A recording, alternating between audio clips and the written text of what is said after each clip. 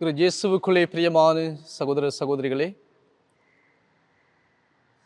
நம்பிக்கை என்பது இருளை மறுப்பதோ அல்லது இருளை மறைப்பதோ அல்ல, மாறாக அந்த இருளுக்கு பின்னால் ஒரு வாழ்வு உண்டு என்பதை எங்களுக்கு தெளிவுபடுத்துவது. இன்றைய வாசகங்களை நாங்கள் பார்க்கின்ற போது, இன்றைய வாசகங்களினூடாக ஆண்டவர் நம்பிக்கையை பற்றி எங்களுக்கு கற்றுத்தருகின்றார். அதிலும் குறிப்பாக முதலாவது வாசகத்தை நாங்கள் பார்க்கின்ற போது, லூக்கா நற்செய்தியாளர் 3 விதமான அடையாளங்கள் மூலமாக நம்பிக்கை வாழ்வு என்பது எப்படி அமைய வேண்டும், எப்படி மாறுகின்றது என்பதை எங்களுக்கு தெளிவுபடுத்துகின்றார். எத்தியோப்பிய அன்னகர் தன்னுடைய வாழ்விலே எவ்வாறான நிலையில் இருந்து அவர் நம்பிக்கையை பெற்றார் என்பதை இன்றைய வாசகம் எங்களுக்கு எடுத்துக் கூறுகின்றது. அவர் ஒரு பாலைநில பகுதியாலே அவர் பயணம் செய்கின்றார். எங்கள் அனைவருக்கும் தெரியும், பாலை நிலம் என்பது ஒரு வறட்சியான இடமாக, எப்போதுமே ஒரு சந்தோஷம் இல்லாத ஒரு இடமாக அது இருப்பது எங்கள் அனைவருக்கும் தெரியும். அதுபோலதான் அவருடைய வாழ்வும் ஒரு நம்பிக்கை அற்ற, சந்தோஷம் இல்லாத ஒரு வறண்ட வாழ்வாக அமைந்திருந்தது. அடுத்ததாக நாங்கள் பார்க்கின்ற போது, அவரை அலி என்று சொல்லி இன்றைய வாசகத்திலே குறிப்பிடப்படுகின்றது. அலி என்பது 3வது பாலினத்தை எங்களுக்கு சுட்டி காட்டுகின்றது. எங்களுடைய சமூகத்திலே இது ஒரு ஏற்றுக்கொள்ளப்படாத ஒரு சூழ்நிலையாக இன்றும் இருந்து வருவதை நாங்கள் பார்க்கின்றோம். இன்றைய சமூகத்திலே இப்படி இருக்கின்றது என்று சொன்னால், 2000 ஆண்டுகளுக்கு முன்பு எப்படி அவர்கள் அந்த நிலையை நோக்கி இருப்பார்கள்? ஆகவே அவர் தன்னுடைய வாழ்க்கையிலே பல சவால்களையும் பல துன்பங்களையும் அவர் சந்தித்திருப்பதை இன்றைய வாசகம் எங்களுக்கு எடுத்து காட்டுகின்றது.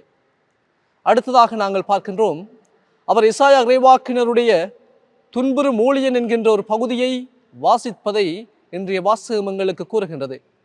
இந்த துன்புறும் ஊழியன் என்கின்ற பகுதியை வாசிக்கின்றதிலிருந்து அவர் தன்னுடைய வாழ்விலே பல துன்பங்களை பட்டார், அவர் தன்னுடைய வாழ்விலே பல கஷ்டங்களை அனுபவித்தார் என்பதை எங்களுக்கு அது எடுத்து கூறுகின்றது. ஆகவே அவர் இந்த 3 நிலைகளினூடாக அவருடைய வாழ்வு என்பது ஒரு நம்பிக்கையற்ற வாழ்வாக, ஒரு துன்பம் நிறைந்த வாழ்வாக இருந்ததை இன்றைய வாசகம் எங்களுக்கு மீண்டும் மீண்டும் வலியுறுத்துகின்றது. ஆனால் நாங்கள் பின்னர் பார்க்கின்றோம், பிலிப்பு அவருக்கு அந்த வாசகத்தினுடைய விளக்கத்தை கொடுக்கின்றார். அந்த வாசகத்தினுடைய விளக்கத்தை அவர் கொடுக்கின்ற போது அங்கே அவருடைய வாழ்விலே ஒரு மகிழ்ச்சி ஏற்படுகின்றதை எங்களுக்கு அது விளங்கப்படுத்துகின்றது. ஏனென்று சொன்னால், அவருடைய அந்த விளக்கத்தின் பிற்பாடு அவர் ஒரு தண்ணீர் நிறைந்த ஒரு இடத்திற்கு சென்று அங்கே திருமுழுக்கு பெற வேண்டும் என்பதை தன்னுடைய ஆசையை அவர் விளங்கப்படுத்துகின்றார், தெரிவிக்கின்றார். அங்கே அவர் தன்னுடைய ஆசையை தெரிவிப்பதன் மூலமாக அவருடைய வாழ்விலே இவ்வளவு காலமும் பாலைநிலம் போன்ற இருந்த அவருடைய வாழ்க்கை அங்கே தண்ணீரினால் வாழ்வு பெறக்கூடிய, நம்பிக்கை பெறக்கூடிய ஒரு வாழ்வாக மாற்றம் பெறுவதை நாங்கள் பார்க்கின்றோம்.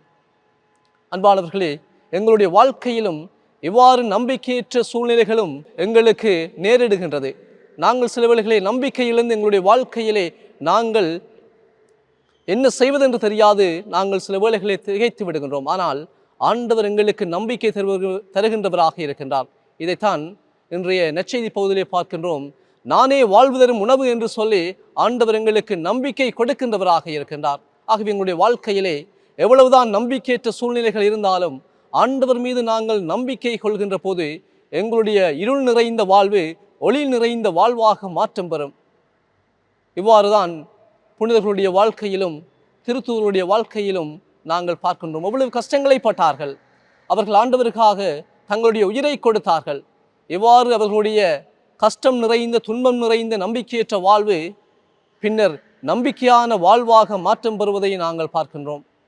ஆகவே எங்களுடைய வாழ்க்கையிலும் நாங்கள் இவ்வாறான சூழ்நிலைகளை கடந்து நம்பிக்கை கொள்கின்றவராக, ஆண்டவர் மீது நம்பிக்கை கொண்டு ஒரு நம்பிக்கையான வாழ்வை நடத்துகின்றவர்களாக எங்களுடைய வாழ்வை மாற்ற நாங்கள் முன்வர வேண்டும்.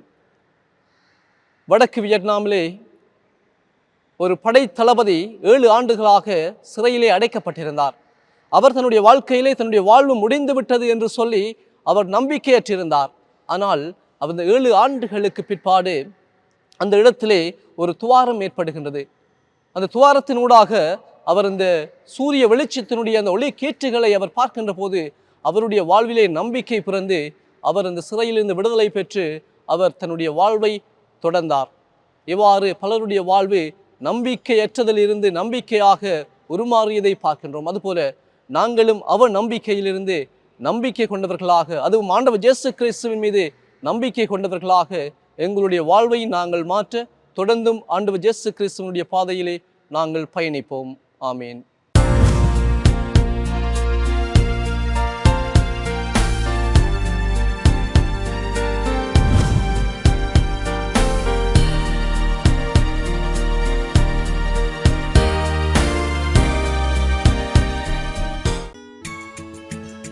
ஹோலி மேடையில் புத்தம்புது நிகழ்ச்சிகளை உடனுக்குடன் பார்த்து மகிழ எமது ஃபேஸ்புக் மற்றும் யூடியூப் பக்கத்தை லைக் செய்யுங்கள்.